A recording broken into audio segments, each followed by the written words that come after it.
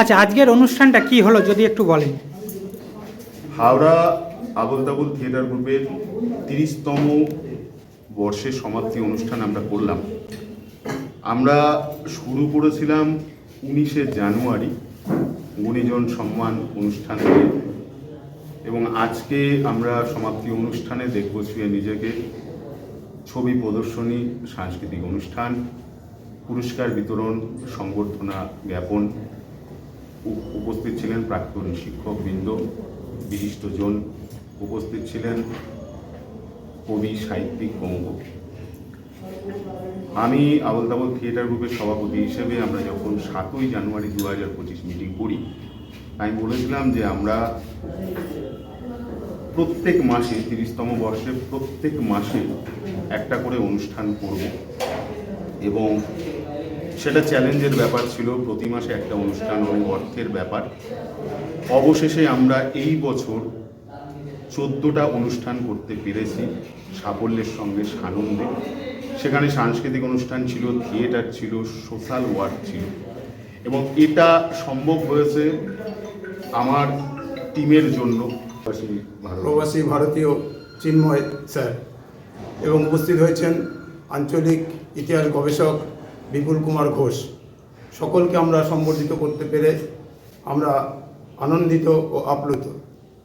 আজকে এই অনুষ্ঠানের সমাপ্তির মধ্য দিয়ে আমরা একটা নতুন কর্মপ্রেরণা পেলাম, এবং আমি আশা রাখছি এই আবোল তাবোল নাট্যগোষ্ঠী থিয়েটার গ্রুপ অদূর ভবিষ্যতে তাদের এই কর্মকাণ্ডকে অব্যাহত রাখবে, এবং যতদিন আমরা থাকব চেষ্টা করবে এলাকার সাংস্কৃতিক উন্নয়নের আমরা এগিয়ে থাকব এবং সকলকে পাশে পাব।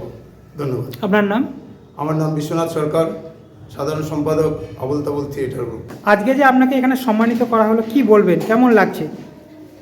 আমি ডক্টর বিপুল কুমার ঘোষ, আঞ্চলিক ইতিহাসের একজন লেখক গবেষক। আজকে আমি এখানে 30 আবোল তাবোল 30-এ উপস্থিত হয়েছিলাম। এটা একটা নাট্যগোষ্ঠী, হাওড়া জেলার একটা ঐতিহ্যবাহী নাট্যগোষ্ঠী। এই নাট্যগোষ্ঠীর আজকে সমাপ্তি অনুষ্ঠানে ওনারা আমাকে সম্মানিত করলেন। রয়েছেন এই আবোল তাবোল গোষ্ঠীর সহ সম্পাদক বিশ্বনাথ সরকার মহাশয়।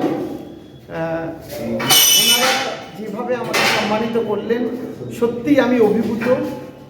যে সংস্কৃতি চর্চায় এনাদের যে অবদান, সেই অবদান সত্যি আজকের দিনে যেখানে হারিয়ে যাওয়া সংস্কৃতি হারিয়ে যেতে বসেছে, তার পুনরুদ্ধারে ওনাদের যে কাজ করে চলেছেন সত্যিই প্রশংসনীয়। ধন্যবাদ স্যার, আপনাদের আরও আপনারা এগিয়ে যান। আমার তরফ থেকে রইল আবোল তাবোলের পক্ষে শুভেচ্ছা। আচ্ছা, আপনার নাম? আমার নাম ডক্টর বিপুল কুমার।